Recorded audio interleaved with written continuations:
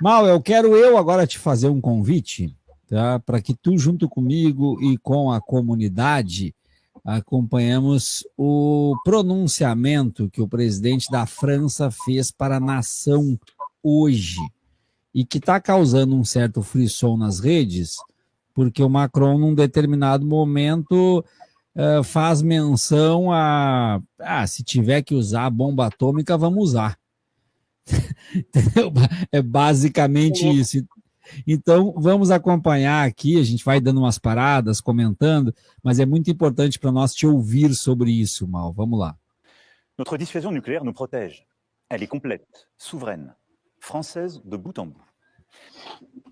Dans l'appel historique du futur chancelier allemand, j'ai décidé d'ouvrir le débat stratégique sur la protection par notre dissuasion de nos alliés du continent européen. Françaises, Français, mes chers compatriotes, vamos até voltar aqui, porque ele já vai direto ao ponto, né? Française de bout en bout. Répondant à l'appel historique du futur chancelier allemand, j'ai décidé d'ouvrir le débat stratégique sur la protection par notre dissuasion de nos alliés du continent européen. Françaises, Français, mes chers compatriotes, je m'adresse à vous ce soir en raison de la situation internationale et de ses conséquences pour notre pays et pour l'Europe, et cela après plusieurs semaines d'action diplomatique. Vous êtes en effet, je le sais, légitimement inquiets devant les événements historiques en cours qui bouleversent l'ordre mondial. La guerre en Ukraine, qui a entraîné près d'1 million de morts et de blessés, continue avec la même intensité. Les États-Unis d'Amérique. Aqui ele vai falar, então, os Estados Unidos da América, nossos aliados, notre allié, ont changé, mudaram sua posição nessa guerra. Moins l'Ukraine et laissent planer le doute sur la suite. Dans le même temps, les mêmes États-Unis d'Amérique entendent imposer des tarifs douaniers aux produits venant d'Europe. Enfin, le monde continue d'être sans cesse plus brutal et la menace terroriste ne faiblit pas. Au total, notre prospérité et notre sécurité sont devenues plus incertaines et il faut bien le dire, nous rentrons dans une nouvelle ère. La guerre en Ukraine dure maintenant depuis plus de 3 ans. Nous avons, dès le premier jour, décidé de soutenir l'Ukraine et de sanctionner la Russie. Et nous avons bien fait. Car c'est non seulement le peuple ukrainien qui lutte avec courage pour sa liberté, mais c'est aussi notre sécurité qui est menacée. En effet, si un pays peut envahir impunément son voisin en Europe, alors personne ne peut plus être sûr de rien. C'est la loi du plus fort qui s'applique, et la paix ne peut plus être garantie pour notre continent même. L'histoire nous l'a enseigné. Au-delà de l'Ukraine, la menace russe est là et touche les pays d'Europe, nous touche. La Russie a déjà fait du conflit ukrainien un conflit mondial. Elle a mobilisé sur notre continent des soldats nord-coréens, des équipements iraniens, tout en aidant ces pays à s'armer davantage. La Russie du président Poutine viole nos frontières pour assassiner des opposants, manipule les élections en Roumanie, en Moldavie. Elle organise des attaques numériques contre nos hôpitaux pour en bloquer le fonctionnement. La Russie tente de manipuler nos opinions avec des mensonges diffusés sur les réseaux sociaux. Et au fond, elle teste nos limites. Elle le fait dans les airs, en mer, dans l'espace et derrière nos écrans. Acho que aqui a gente pode dar uma parada. Mal, o Macron fala aqui em nova ordem, ele fala aqui na alteração das alianças, na mudança de postura dos Estados Unidos em relação à guerra, fala lá no início em garantia da segurança, cita a dissuasão nuclear e fala para a nação que vai começar, então, a trabalhar mais as questões de segurança. Mal, a gente está diante de uma escalada perigosa ou isso é apenas discurso meramente político? Como é que tu analisa isso, meu caro? Então, vamos lá. Em primeiro lugar, eu acredito que o discurso do Macron é, antes de mais nada, uma piada, só que uma piada de, além de ser de mau gosto, é uma piada perigosa, porque ele está defendendo, né, a escalada da guerra, né, que espero que não aconteça. Como nós podemos interpretar esse discurso? Né? Então, vamos lá. O imperialismo estadunidense está em crise. Né? A própria eleição do Trump e a política que o Trump está levando, né, demonstra o grau da crise dos Estados Unidos na atual etapa. a Europa, né, através da sua aliança militar, que é a OTAN, ela está revelando, né, digamos assim, a seriedade dessa crise europeia. A União Europeia está em crise.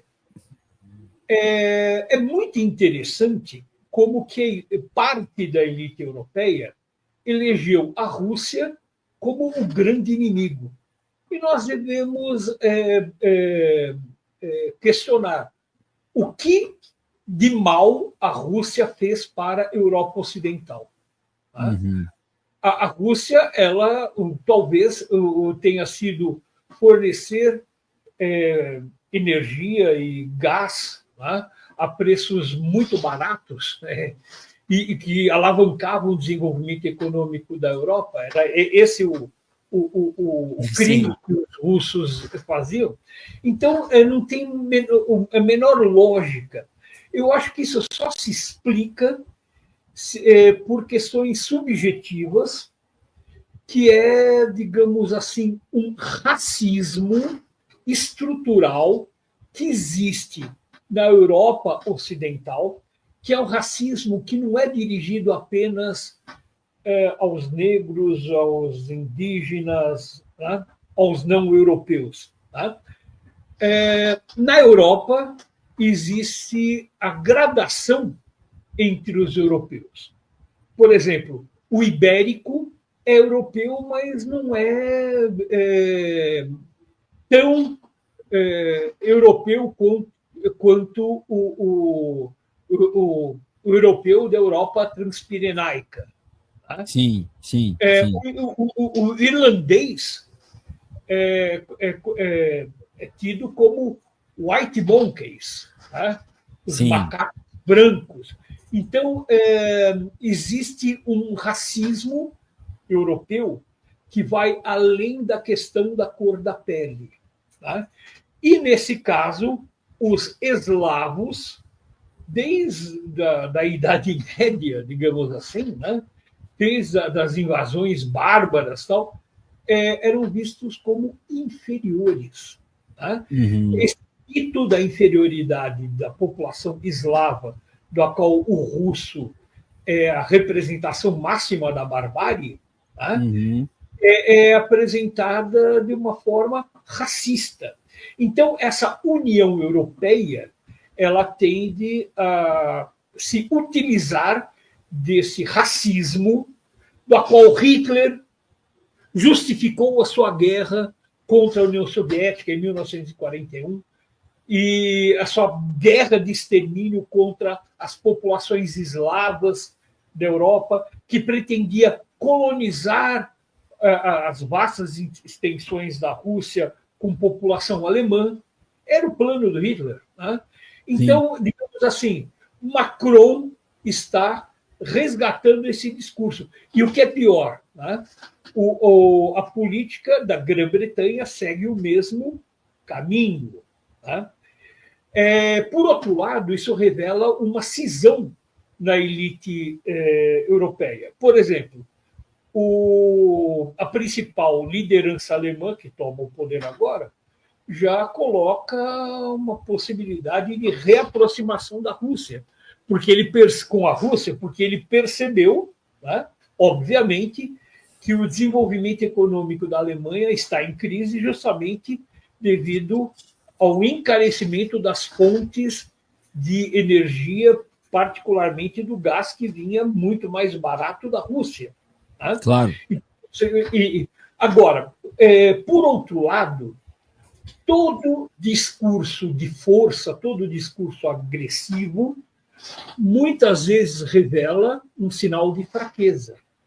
Quem realmente é forte e poderoso não tem um discurso ridículo como esse do Macron. Agora, professor, a Europa, quando ele fala em nova configuração, nova ordem, a Europa, ela é dependente, ela depende financeiramente, economicamente dos Estados Unidos, e com a retirada dos Estados Unidos da guerra propriamente dita entre Rússia e Ucrânia, a Europa passa a ter que mexer nas suas economias para poder se manter? Sim, e eu digo mais. a Europa ela não apenas é dependente economicamente desse imperialismo coletivo, como alguns chamam, né? Como a Europa depende do aparato militar da OTAN.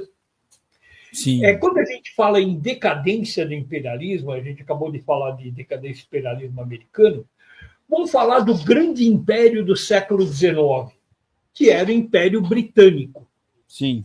Que foi o grande império da humanidade até a Primeira Guerra Mundial.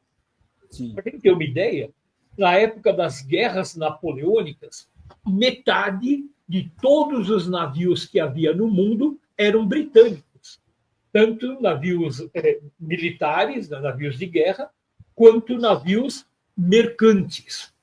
Então, a Grã-Bretanha era o império onde o sol nunca se punha. Podia ser noite em Londres, mas era dia na Índia. Então, a Inglaterra controlava mais ou menos um quarto do globo terrestre, né? Uhum. Com as suas colônias formais e informais. Hoje, qual é a situação militar da Grã-Bretanha? A Marinha Britânica tem hoje 40 almirantes no serviço ativo. 40. Uhum. No entanto, tem apenas 25 navios de combate. Tirando os navios de transporte, apoio logístico, oceanográfico e tal, navios de combate são 25. E 40 almirantes muito bem remunerados. Remunerados nababescamente. O exército britânico, que era o exército que ajudava a manter esse império onde o sol nunca se punha, tem 206 generais, mas apenas 213 carros de combate. Então tem quase que mais generais do que tanques o exército britânico. Então,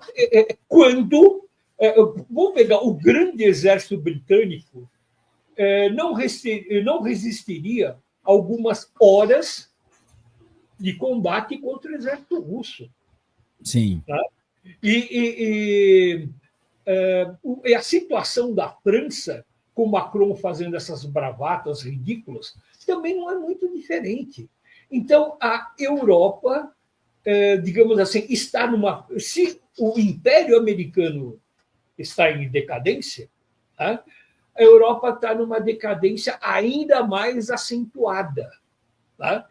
E eu diria que a única solução para a Europa, dentro dessa situação, é abandonar essa política belicista contra a Rússia, se aproximar não só da Rússia, mas se aproximar da China. Não precisa começar a fazer parte do BRICS, mas se aproximar economicamente daquilo que é o polo de desenvolvimento econômico, que é a China. Né? Então, digamos assim, Macron está à beira do precipício fazendo ameaças ao mundo. Então, é o rato que está acuado. O rato, quando você acua o rato, né, ele se comporta de maneira agressiva.